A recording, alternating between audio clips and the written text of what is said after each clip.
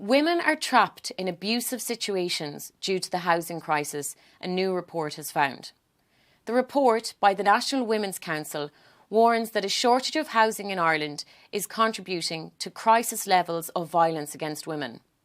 Launched today, the report says that safe and gender-specific housing solutions are a vital component in the fight to end gender-based violence.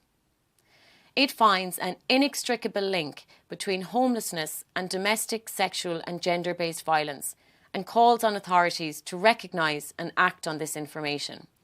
The report comes after a National Women's Council conference held in September, with the findings and recommendations regarding policy largely influenced by the experiences of survivors.